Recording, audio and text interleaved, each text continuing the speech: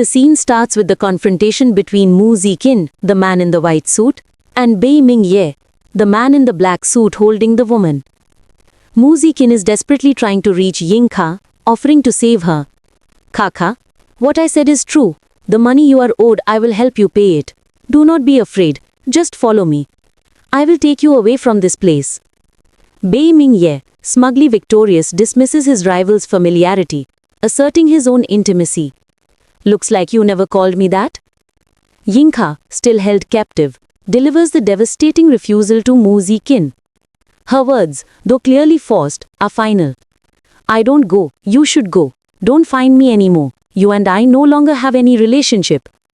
This is the definitive heart-wrenching moment where she pushes away the only person who tried to rescue her, sealing her fate to protect him from Bei Mingye's wrath.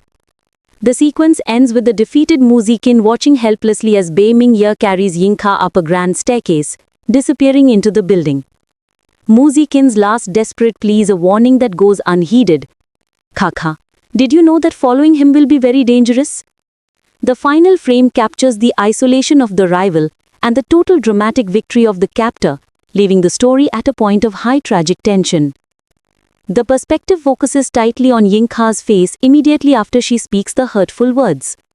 Her eyes are closed in pain, a small hand clutching the garment she is covered in. The speech balloon from the distant Mu Ziqin rings out. "Kaka." His desperate cries rendered powerless against her silence and Bei Mingye's looming presence. The internal turmoil of Yingka is revealed in a dramatic close-up. Her pink hair and pale skin emphasize her sorrow as she whispers her inner thoughts. "Why do I feel a bit heartbreaking? I probably shouldn't have any hope right the beginning, so I won't be disappointed that much by now." This internal dialogue reveals her resignation and the emotional cost of sacrificing her own happiness and hope to save Mu Ziqin. A cruel, sardonic smirk played on his lips as he looked down at her. He found her distress almost amusing. The voiceover spelled out his chilling observation. Laughing coldly, heartbreaking, her pain seemed to validate his power. He carried her into the room, her small body draped in a simple brown cloth. His expression was intense, his question sharp and probing. "How? Really like him?" he demanded, his gaze locked onto her face, seeking an answer to his possessive inquiry. Suddenly, she was jostled, awaking with a shock and a gasp. The action was abrupt and violent. "Throw," the inner text proclaimed as she was cast aside or pushed down onto the pillows. "Ah!" she cried out, clutching the blanket as she tried to make sense of the sudden, rough movement, her body vulnerable and exposed. His eyes narrowed, the shadows playing across his face as he scoffed at the very thought. The air grew colder with his dismissiveness. "Like Zi Chen, you think that you have enough that status?" The implication was clear. She was beneath the standard required for such an association. Left alone, she huddled on the bed, pulling the cloth tighter around her bare shoulders. Her eyes were glazed with tears and humiliation. The purple light of the room seemed to amplify her isolation and heartbreak. She was alone with the weight of his words. Shaken by the rough treatment, she sat up amidst the pillows and blankets. Tears welled in her eyes, reflecting the dim light from the window. The text noted her action, sitting up. She was weeping, the pain of his harshness settling deep within her. Her focus was introspective, her side profile revealing a profound sadness. She clutched the blanket to her chest as her thoughts drifted, trying to reconcile her feelings with his stature. His identity is the young master of Mu family, but the Mu family is also an unpredictable family, she mused, realizing the complexity and danger of the world he inhabited. His scrutiny continued. He adjusted his collar, his expression a mixture of disdain and mockery. He sought to crush her spirit completely, questioning her very right to emotion. "A person like you also has enough status to crying for him?" he sneered, making her grief feel like a pathetic overreach.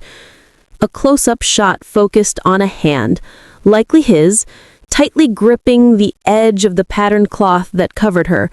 This silent visual emphasized his control and the physical hold he had over her situation. Driven to desperation by his unrelenting cruelty, she lifted her head, her face etched with a mix of shock, fear, and a desperate plea. She reached out, her hand stretched toward the dark foreground in a gesture of frantic denial. "I don't have you." The incomplete sentence hung in the air, a broken protest against the pain he was inflicting. The dark brown patterned cloth was pulled with immense force. White streaks radiated outward, capturing the intensity of a physical struggle. The woman's hands desperately clinging to the blanket covering her lower body and her light blue dress, while an unseen hand pulled back. The tension was palpable. The harsh reality of the previous night faded as the scene shifted to a mundane yet modern room. A sleek wooden nightstand and a black headboard were bathed in the soft glow of a nearby lamp, suggesting a time lapse and a new morning. She lay back, eyes wide, her long pink hair fanned out on the dark surface. A deep expression of anguish crossed her face, her arms stretched up as if trying to shield herself or hold on to something lost. So, pain was the simple, heartbreaking confession of her suffering. A new woman with long brown hair and a lavender dress entered the scene, sitting on the edge of the bed. Her tone was gentle and practical, a stark contrast to the previous man's cruelty. "You woke up? Let me take you to the bathroom. Yev asked me to bring you back to school," she explained, introducing a potential link to a benefactor named Yev and a sense of responsibility for the distressed girl. The kind helper began to gently draw back the large dark blanket covering the injured girl. "Remove," the on-screen text stated, signaling the action. The distressed girl underneath, eyes still slightly vacant, allowed herself to be tended to, seemingly speechless, represented by the ... in the speech bubble. Though tears still clung to her lashes, the pink-haired girl, now identified as Yinka, showed a flash of resolve. She mentally commanded herself, "Only the weak can cry. Yinka, you are not allowed to cry. Please recover your tears." She was forcing herself to suppress the pain and humiliation, adopting a shield of resilience. Her true frustration boiled over. Alone, she faced her reflection, her expression a mix of anger and confusion.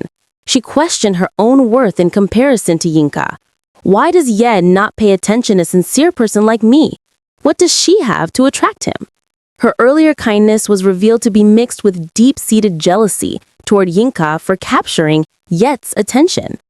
The kind helper, in the lavender dress, offered a comforting embrace to Yinka. However, her thoughts revealed a deeper, more complicated emotional landscape. Bei Mingye doing this is not only cruel to me, but also cruel to Yu Fei Fan, she thought, suggesting the cruel man from the beginning is named Bei Mingye, and that his actions affect a third party, Yu Fei Fan, who is implicitly liked by the helper. As she held Yinka, the helper's internal turmoil intensified. He obviously knew she liked him, but still deliberately asked her to help me, she mused, indicating that the man, Ye, was aware of her feelings but still commanded her to assist Yinka. She finished with a note of bitter judgment. Unfortunately, this woman is still trying to do this, a hidden layer of resentment directed at Yinka for accepting Ye's help. The scene shifts to a formal setting. The jealous helper, her back turned, spoke sharply to two other girls seated opposite her. One of them, another pink-haired girl with cat ear buns, held a small bag. The helper delivered a harsh order.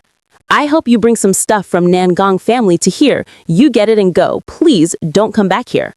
This confrontation suggests Yinka is being cast out, perhaps by the helper acting on her own animosity, and links her to the Nangong family, The pink-haired girl in the cat ear buns from image 25 reached forward and placed a small pink bag on the table, the action noted by the text, put down.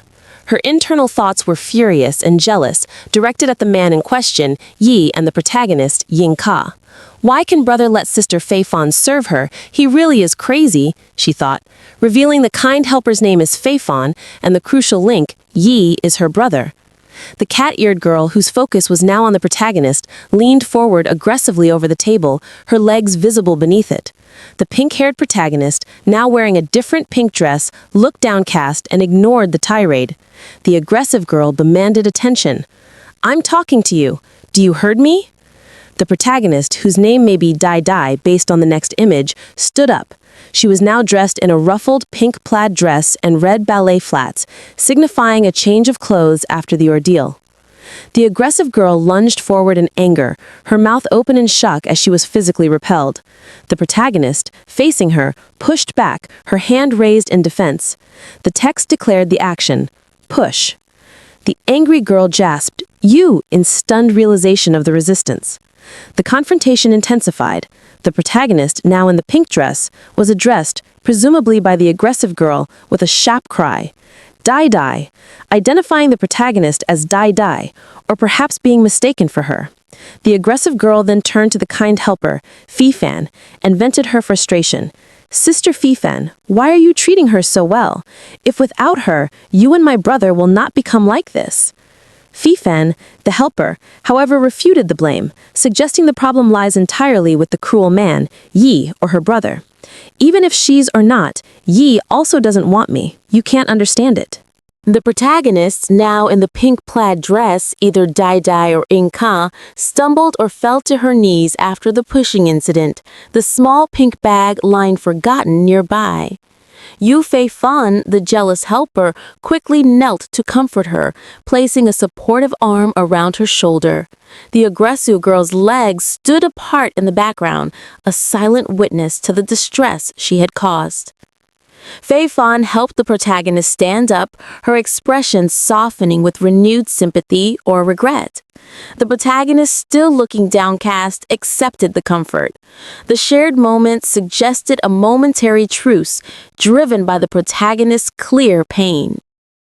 Fei Fan stepped away slightly, facing away from the protagonist, and her internal monologue offered a moment of painful, honest resignation. She finally accepted the truth of her situation with Bei Mingye. Whether Inca appears or not, the results between me and Yes still unchanged, because he inherently didn't like me. This realization absolved Inca Dai Dai of blame and ended her jealousy. The protagonist, a small, resolute figure in pink, turned and hurried away from the other two women. The wide shot emphasized her fast retreat, her pink hair streaming behind her, eager to escape the suffocating drama and cruelty. Fei Fan watched her go, having reached a painful but clear acceptance. The protagonist stood alone outdoors, framed by bright, natural light and foliage, a new environment signaling a fresh start or at least a break. Her expression was firm and her internal thought was clear and definitive. "I really don't want to have any relationship with this man anymore. Why does he always look for me whenever he's angry?" She resolved to distance herself from Bei Mingye's toxic and abusive behavior.